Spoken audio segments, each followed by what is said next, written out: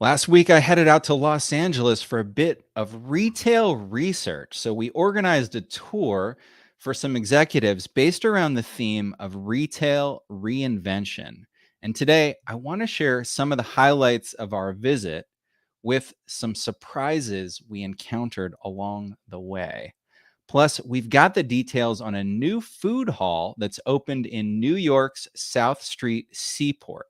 So it's time for a little bit of bi-coastal experiential retail. You're watching Everything We Know About Retail. It's the show where we tell you everything we know about retail. It's that simple.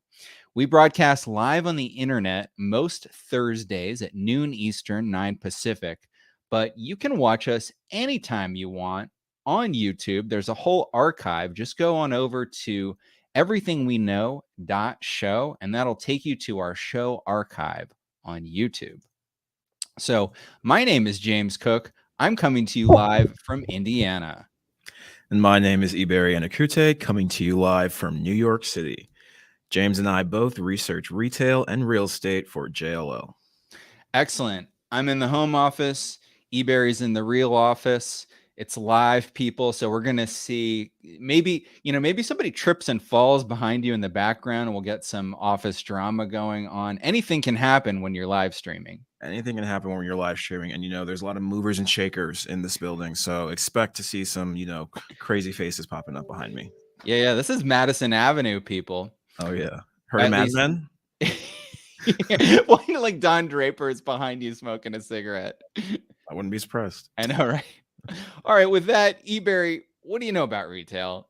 Well, James, here is the first thing that we know about retail, which is that there is another food hall coming to New York City. Actually, it's already open, so it's not coming, it is here, right? Honestly, at this point, I feel like it should be fair to crown New York City the food hall capital of the country. Would you agree, James? Yeah, well, I'm going to say yes because just Okay. for sheer volume. But I think if you did the math and did per capita, I think Denver might come in a Really? close second. Might even come in first. I don't know, because there's a bunch of food Interesting. halls in Denver. Okay, I wouldn't have even thought of Denver as one of the food hall hubs of the country, but I'll take your word for it. And I think all of that kind of underscores the explosive growth that we've seen in recent years from these food halls, right? Research is suggesting that the market for food halls is going to grow to be about $72 billion by 2026, which sounds like a far off futuristic time, but it's only 4 years from now. Just a reminder of where we are in time, right? So obviously this is a category that is experiencing a lot of growth. I think back in 2010, there were something like 10 food halls in the country, and now there are hundreds. So we're definitely, excited about that. And the most recent one to come to New York City is Jean Georges Seaport Marketplace. So have you heard of Jean Georges before, James? Yes, I have. Don't know a lot about him, though.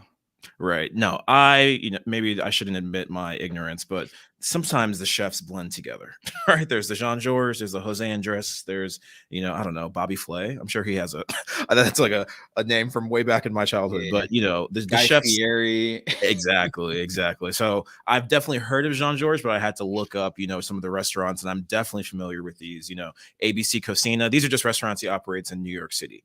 ABC Cocina, Mercer Kitchen, and then his eponymous restaurant, which is named after him on Central Park West, which has 2 Michelin stars. So clearly he's a hot shot in the world of restaurants and dining. And so he has created this Seaport Marketplace, which, as we're on the topic of retail reinvention, is actually located on the South Street Seaport in the financial district of New York City in the historic Tin Building.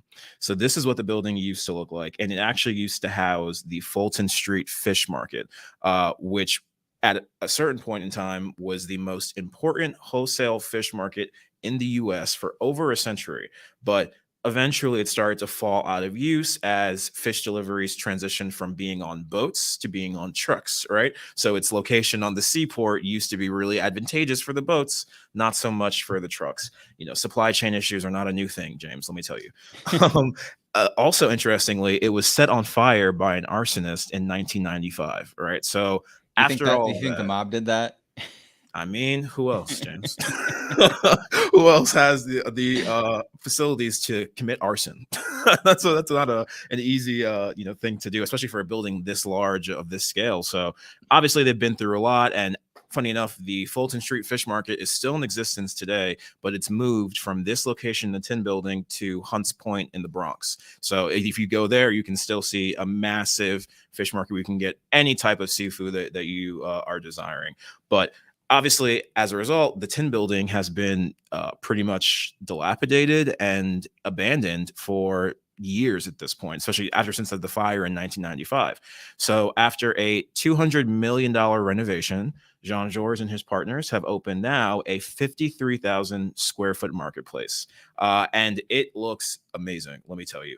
What the thing I like the most about it is that, unlike a lot of other food halls, which seem to curate a mix of restaurant and restaurant operators of various styles, all of these restaurants are tied back to Jean-Georges in some way. And as we discussed with his the litany of restaurants that he already operates, he clearly knows what he's doing in this space. So this new food hall is going to feature 6 full-service restaurants, 4 bars, 6 counters, and also some retail and private dining options. So some of the dining options you might want to know, James, include Tea Cafe and Bakery, which offers bread and pastries baked in-house in the commissary on the 2nd floor of the building. So rather than them working with another vendor to ship their croissants and their bagels, they're making them in-house on the 2nd floor, bringing them right down to the ground floor, which you cannot beat. That sort of fresh bread, you can't beat that.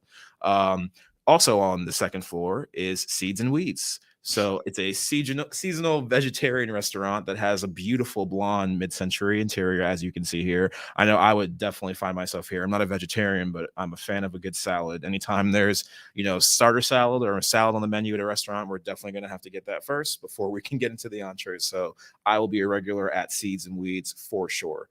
I'm not much of a pizza person, but if you are, James, or if any of our listeners, viewers. That's what we call them. There you go. I love pizza. Huge into pizza. I think this should be, how all great broadcasters have a real point of contention, that they debate. I think the pizza is it, because I love pizza. You're not a big pizza fan. I'm not a big pizza fan. I mean, I don't know, James. You know what? I like pasta a lot, and they also offer that at the Frenchman's Dough. But when we go next time you're in New York, maybe you'll get a pizza and we'll split the slice, and then I'll get the pasta, and we'll see actually, if I can arouse my pizza taste buds. Because for me, it's just, I don't know. I don't think of it as artisanal or really gourmet. Maybe that's just a pizza that I've eaten, but never really been that big of a fan. Just as a quick aside, here's why for me pizza is the great American food. Let's hear it. I can't wait to hear this. Garbage, like the worst pizza that I got delivered last night that is in my fridge, I'll get it, eat it for breakfast, and just be happy. And then if you get like artisanal, gourmet, awesome pizza, that's even better. Right. There's no bad pizza is my point, Ebere. Now I know you're going to disagree.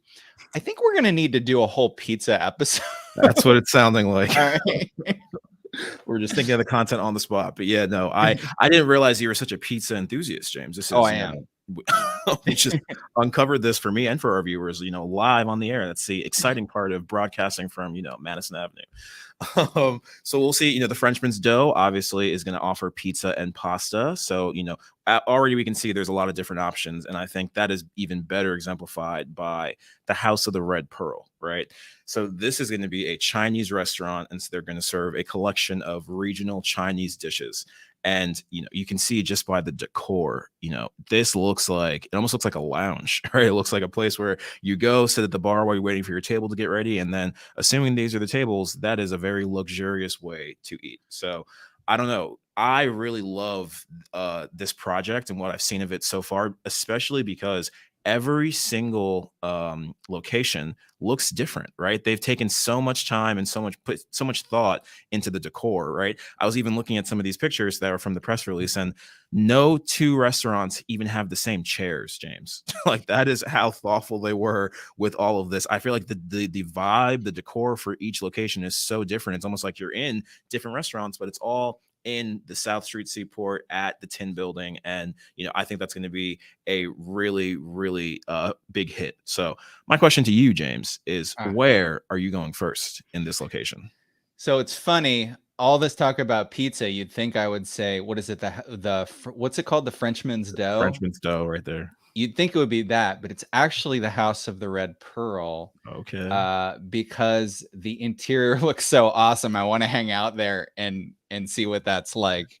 Absolutely. Yeah, I think we're on the same page, James. After I get my coffee from the tea cafe, I'm going to take that over to and explore the property a little bit, and then head over to the House of the Red Pearl for my reservation, because this place just looks like the sort of ambiance and vibe that I want to spend time at, right? The lighting is a little low, but not too low. I wonder if there's music playing, things like that. But overall, I think that this project's going to be a hit, right? At this point, I've been to a couple food halls in New York City, right? You and I have been to the Hue. We've also been to Urban Space. We've been to a couple of different ones that have popped up everywhere. And did you and I go to Little Spain, the Jose Andres Food Hall in Hudson Yards?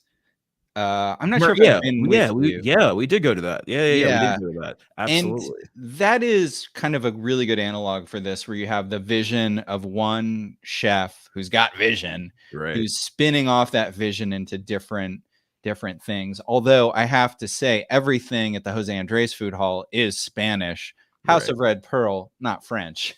that does make sense. That's a good point, right? Everything over there is Spanish, whereas he's dipping his hand into a bunch of different cuisines. But again, I think he's earned the right to do that sort of thing. And I actually, we have a great comment from Richard here. I agree, the presentation is extremely tantalizing, Richard. We're on the same page there. Mm-hmm.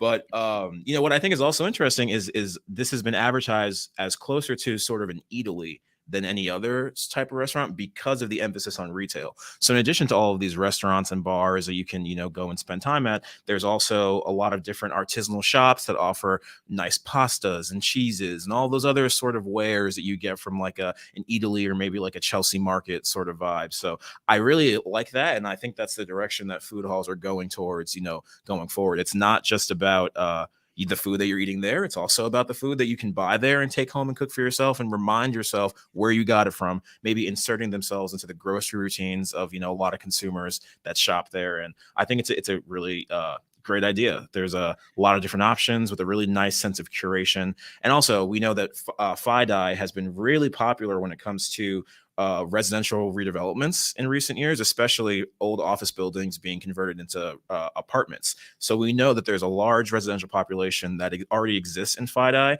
and they're going to love this food hall. I'm not one of them, but I'm going to hit up all my friends that live in FiDi and say, hey, we got to go grab something to eat, because I need to check out this new place. So this is kind of similar to Le District, right? In that, because they have stuff, because they have the food and then they have stuff for sale too. It's been a while since I've been there, but is Le District considered FiDi as well? Absolutely. Yeah, that's in Brookfield Place. Yeah, that's down not too far from the South Street Seaport. So yeah, I wonder what is, I think it's the residential population, right? There's so many, not just people that live there, but also there's so many office buildings in the area. So there's, we need to, as humans, we have to eat multiple times a day, right, James? And so new options, I think, are always welcome, especially if you have the disposable income to buy every meal. I think they're going to really appreciate the ability to do that everywhere.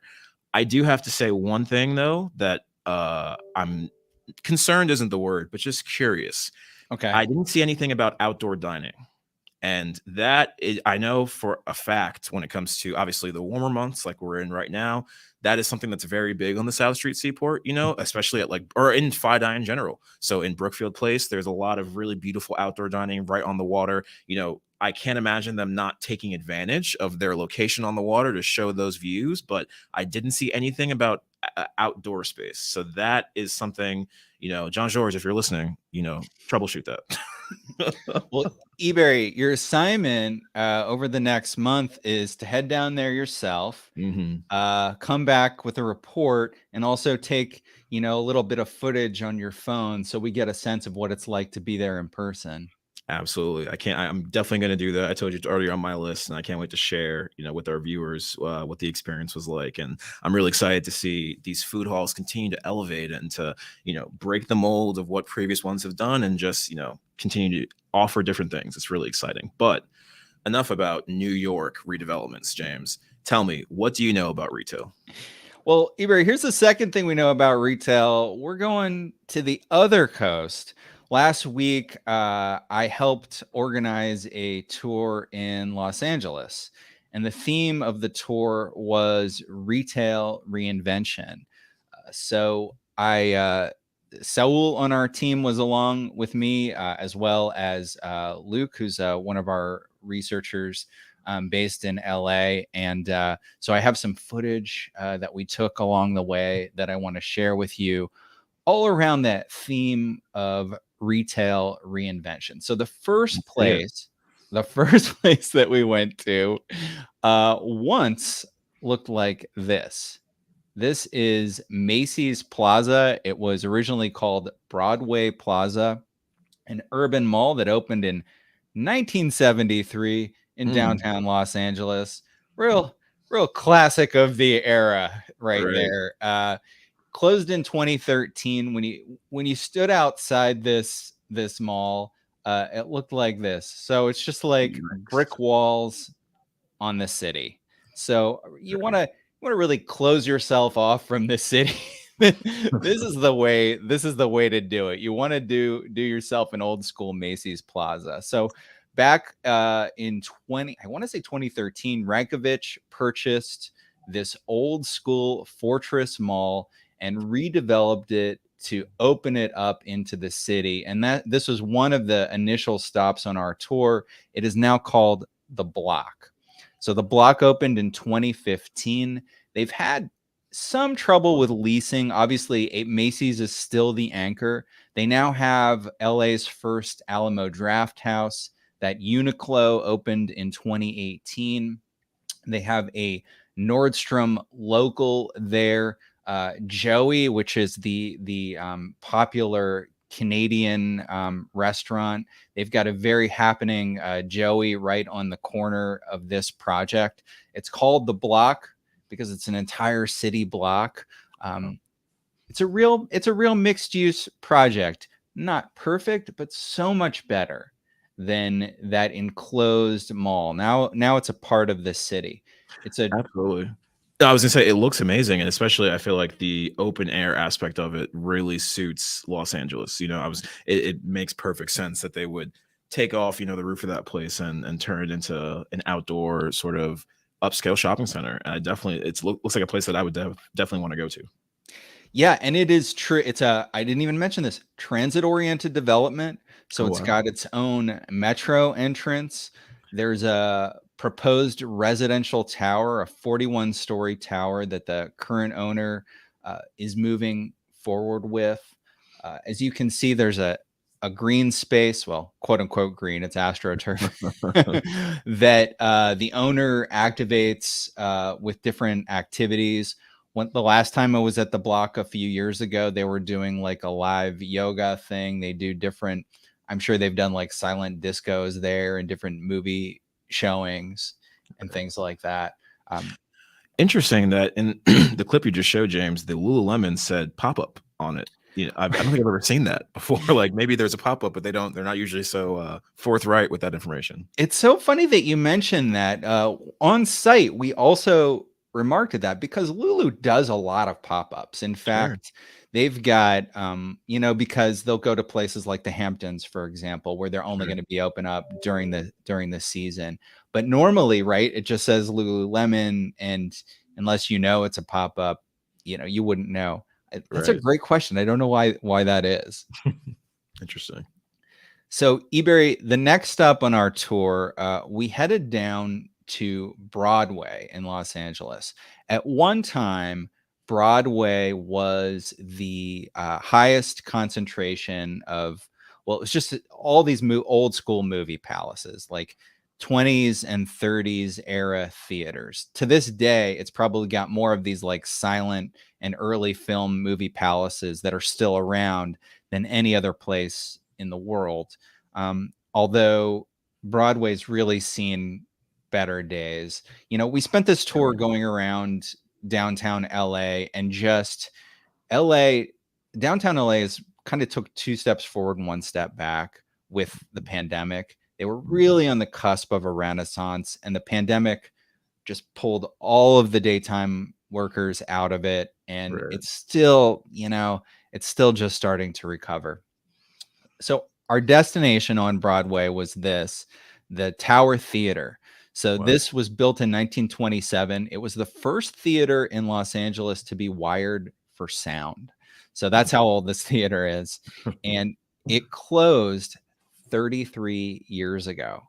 So it's been standing vacant for 33 years. They used it to film a couple of different movies over the years. Trying to remember David Lynch's Mulholland Drive. They filmed a lot of interiors there, but mostly it's just sat vacant until about 3.5 years ago. Apple secretly took control of it, and Apple spent 3 years on this just major restoration project to bring this old theater palace back to its current glory.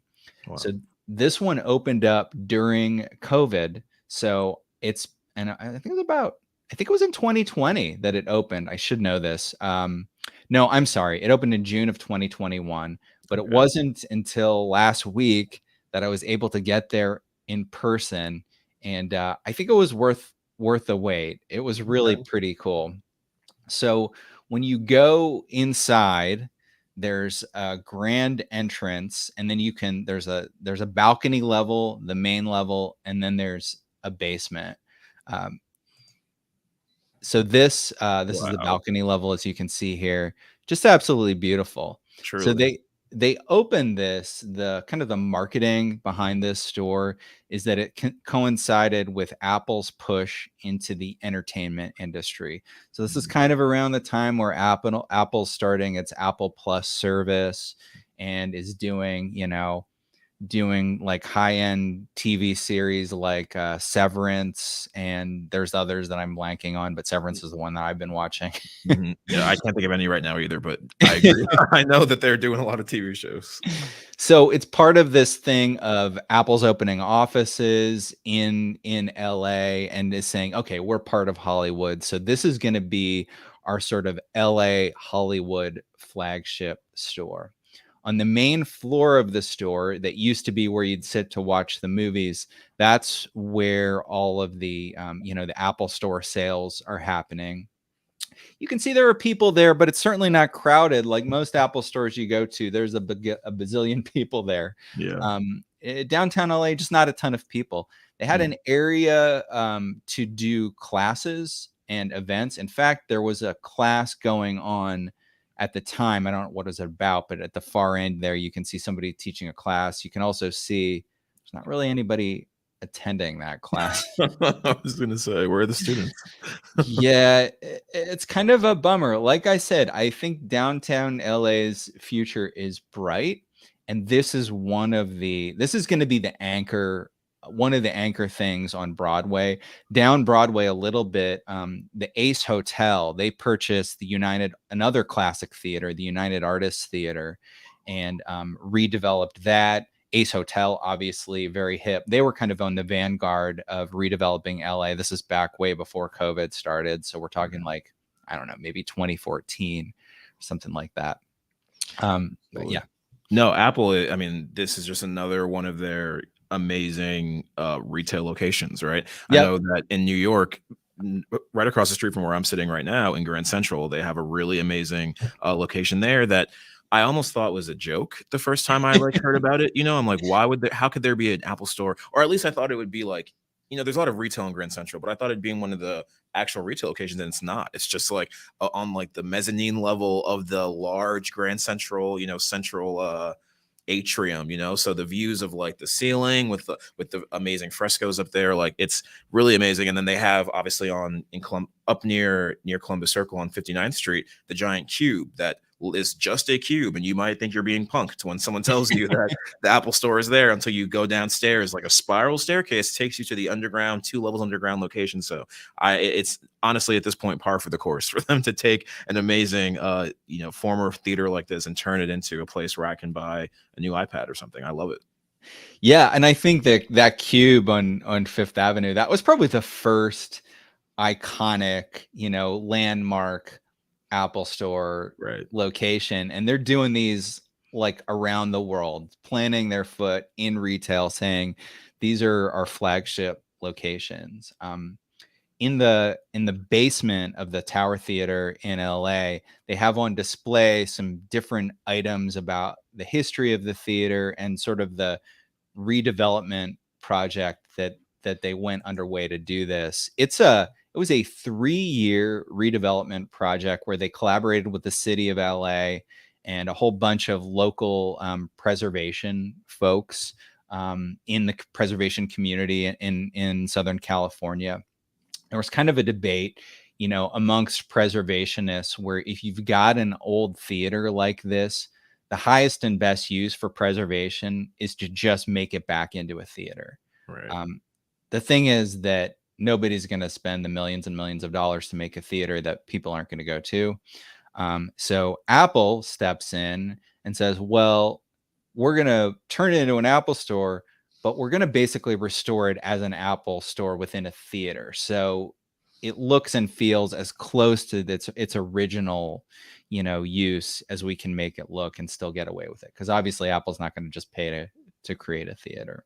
Yeah, obviously. And I mean, thinking back to some of like Apple's earlier retail, especially I'm thinking in like malls and stuff, it's a pretty sterile, you know, sanitized Great environment, point. you know? So I really think it's, you know, it's amazing to see their evolution in their retail strategy going, you know, forward using the capital that they obviously have based on my iPhone and my Apple Watch and my iPad and my book bag, you know, using that money to get some really unique retail locations. I mean, it's the best case scenario, honestly, just like you said.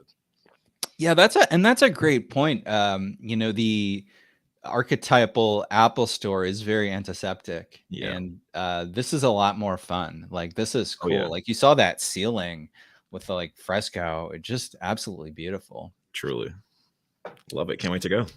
All right, so from there, we headed to a location in the Arts District that once looked like this. This is at the time it was, the postcard says, the new Terminal Market in Los Angeles. It's actually pretty old now.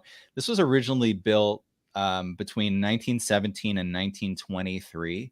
And the LA Terminal Mart was the hub. This is very similar to your example in New York, Ebere. It was a hub between train routes connecting the port with the railroad. And mostly it was for produce. At one point, the majority of American produce was sold wholesale right here at this one location at the Terminal Mart. Wow. Since then, it went downhill a little bit. It was always being used for stuff, but just not as upkept, you know, as it once had been. It's a really big old project. For a while, American Apparel had their headquarters there as well, gone now. But now it's been turned into this Row DTLA, which is this huge mixed use creative office, retail, and food project, which I have to say I was really impressed by. I've been there once before and was a little worried for it because, you know, how COVID has been affecting, you know, office. Right. Very bright, very vibrant, a real destination in the arts district. I was really impressed by it. It's nice to see that, you know, the decreases in office populations aren't impacting this place the way that they're impacting like Broadway, kind of like you said. Yeah, so this project is 30 acres, pretty big. It's in the LA Arts District. It's over 1 million square feet of commercial space. They have retail, but no chain retail. So it's all boutiques. There is, like I said, creative office. There are, I believe, 2 Michelin star restaurants on site. So pretty impressive. It's also the home of, we've talked about this before, Smorgasburg, which you also have in Brooklyn, which is this big old food festival. They have 100 vendors that open up there on Sundays, and it's just a huge destination. And I think because of Smorgasburg, because of the popularity of that, I think a lot of people are aware of the location, and that sort of, once people are aware, they're like, oh yeah, I'd love to have a creative office space down there. Right.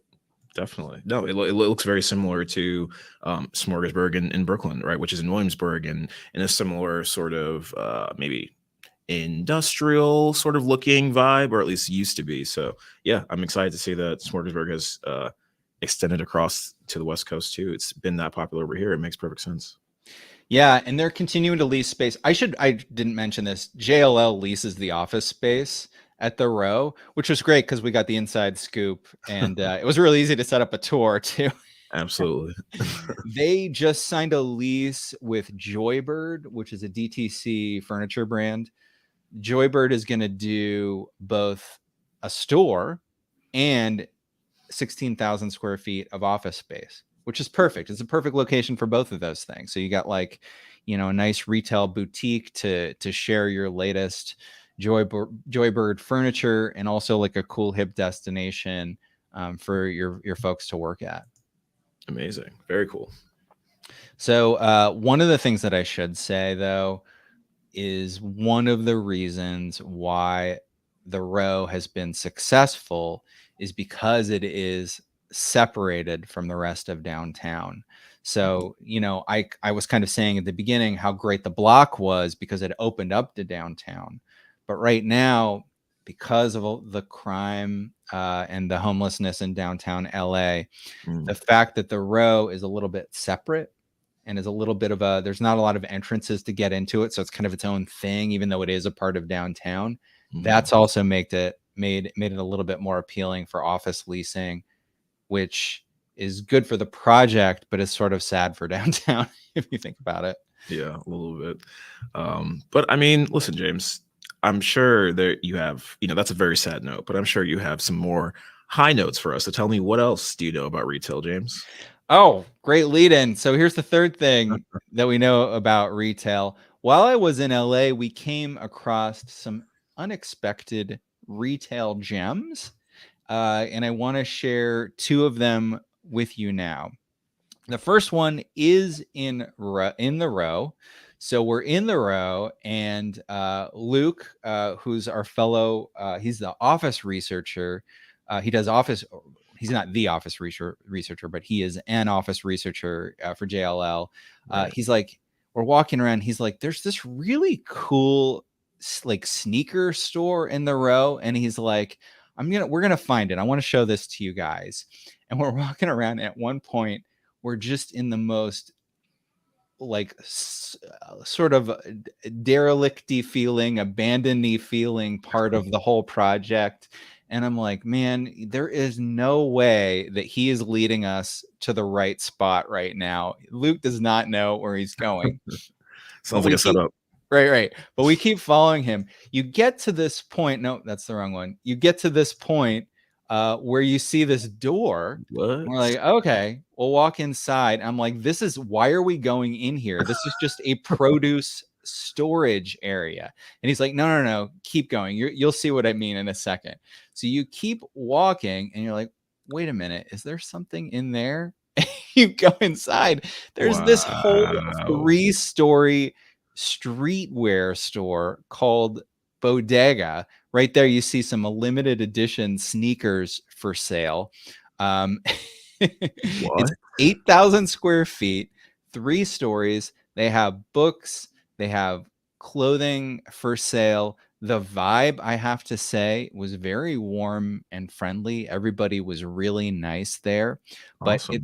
it's called Bodega because a lot of the theming is around like a New York City bodega. So even we're in LA, we got that New York feel. So Bodega actually opened in 2019. was not aware of it. I was really surprised. Not that I know everything about retail, but this is the kind of cool place that I'm all over. But check this out. So this is some of the bodega theming. They actually do have bodega stuff for sale. So there's like cup of noodles for sale, and like Windex and stuff like that. They've also got books for sale. They've got a payphone on the wall. And mixed in, of course, most of it. This is a shot from the second floor mezzanine level. But most of what they have for sale is like streetwear and cool stuff. Their theme is hidden in plain sight. So it's like, if you know kind of thing. I think that's what Saul said about it when we visited. But it's not like when you go to a fashion store, like when we went to Dover Street Market, I felt a little bit like not as welcoming. This place I felt really welcoming about. Everybody's super friendly. Maybe it's because it's LA. I don't know. Maybe, yeah. Or maybe the tenant mix or the products that they're selling, right? You know, Dover Street Market is kind of she luxury stuff, maybe because this is more streetwear and down to earth. That's, you know, it matches the vibe. And wow, that place looks epic, right? I really wish, you know, I always think to myself that I'm sure there are places like that in New York that I just don't know about, right? Like, although I'm sure there's so many speakeasies for different, you know, sort of stuff. This is essentially like a clothing speakeasy store. Yeah, right. Yeah. I'm so jealous. I wonder how Luke found out about this place, and if he knows of any places over here that I can hit up. Well, I think Luke lives in or around downtown, is kind of like all over it. So this is like his thing. Just doing some research, discovered this is not the first bodega. Bodega actually opened their first location in Boston in 2006. Also another speakeasy location. So sort of similar to this. I haven't seen photos. I imagine this one is probably bigger and more ambitious. Right. But that the whole speakeasy concept, it is kind of fun. It's fun to take people to. So like, I'm sure Luke had a great time saying, "No, come on. This is really a place, you know, check it out." Definitely. But I also, you know, they definitely obviously don't benefit from like foot traffic and things like that. Their only marketing is like word of mouth, right? So I guess that's definitely a hindrance for a lot of these companies. So I wonder how Bodega's been able to, you know, keep their name in people's mouths and keep themselves, you know, in the culture enough to maintain enough sales to keep themselves open. You know, it's actually a feat. Yeah, that's a great point. I think a place like it depends on what you're selling, you know, and if you're the, you know, I don't know, if you're like a grocery store, you want to make sure everybody knows where you're at. But if you're selling kind of hip stuff, you know, and your marketing is really people posting about you on social media, on TikTok, Instagram, whatever, you know, you're much more likely to post about a retail speakeasy, you know, than a place that just blares with a big neon sign, you know, we're here. Right. That's true. The exclusivity of it almost, right? Like, I know something you don't, you know, or like Saul said, if you know type of stuff. Yep. If you don't know, now you know. So finally, the next day, Saul and I headed down to the Americana at Brand in Glendale for the express purpose of checking out the new Amazon style store. Not going to talk too much about that today because I've talked about it before and I don't have super ton new to add. I'll just say that it's worth checking out and it's a real unique experiment of a retail experience. But while we were there, walked around Americana at Brand and ran into this Cadillac ELECTRIQ Theater that Cadillac is doing. It's like this limited time thing to promote the release of their new EV called the Lyric, I think, but it's spelled with a Q. Wait, is Lyric spelled with a Q? No. See. No, yeah. Very annoying Wordle word, I'll say, from a few months ago on Wordle. Lyric took me a while. I think I missed that one actually, but that's an aside. Please continue. All right.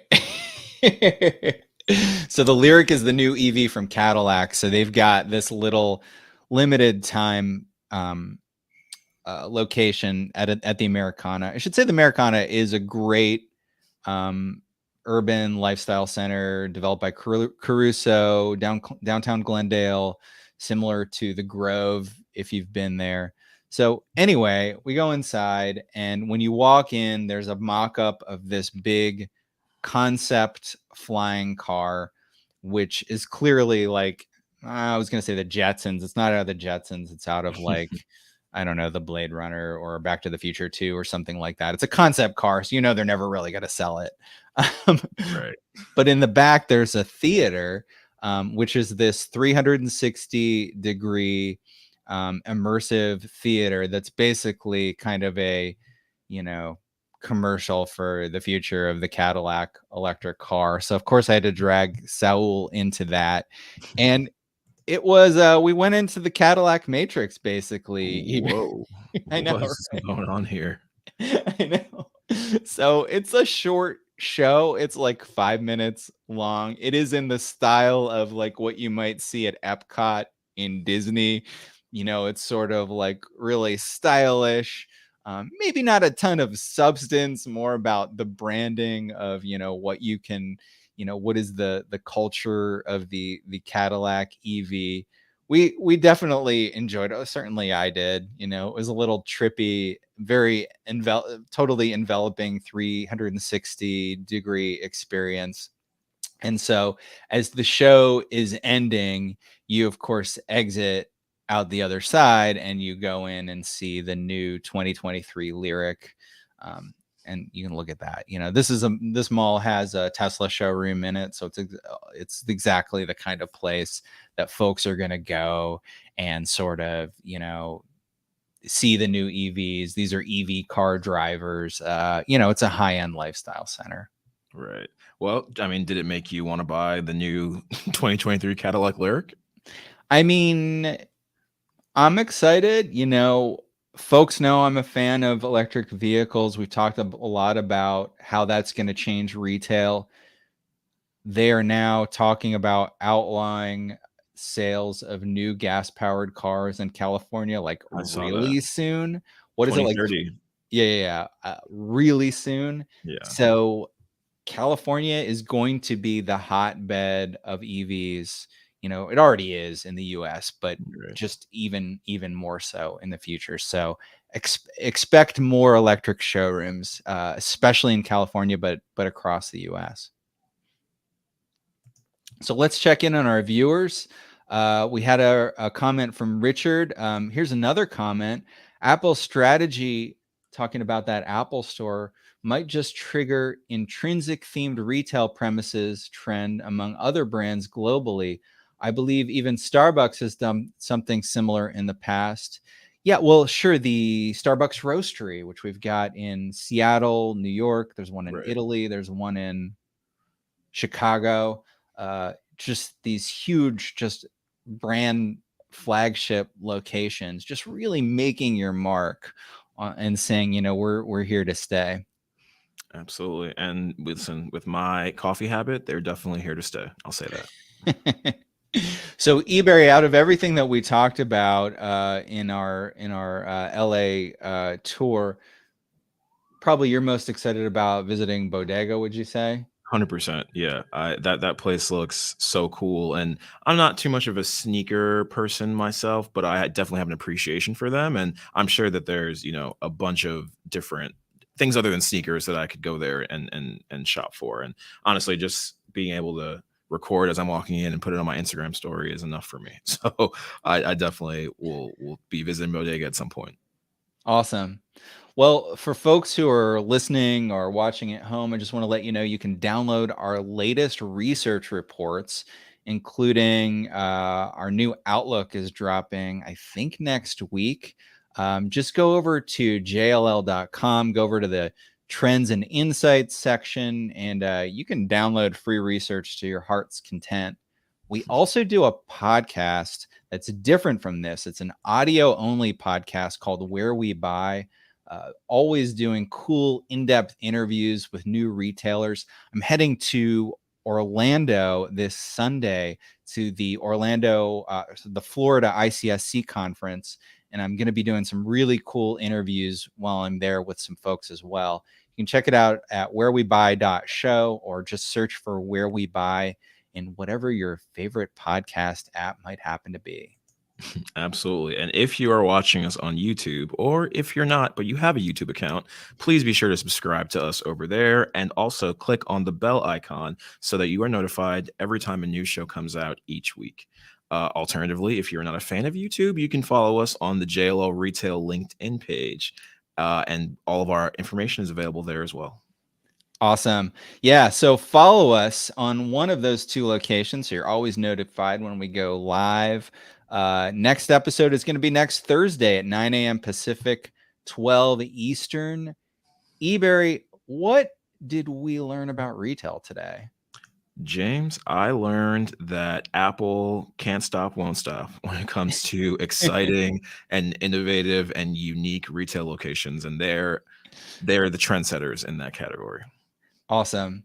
I think today that I learned all about yet another amazing food destination in downtown Los Angeles. I'm sorry, downtown New York. There you go. Perish the thought.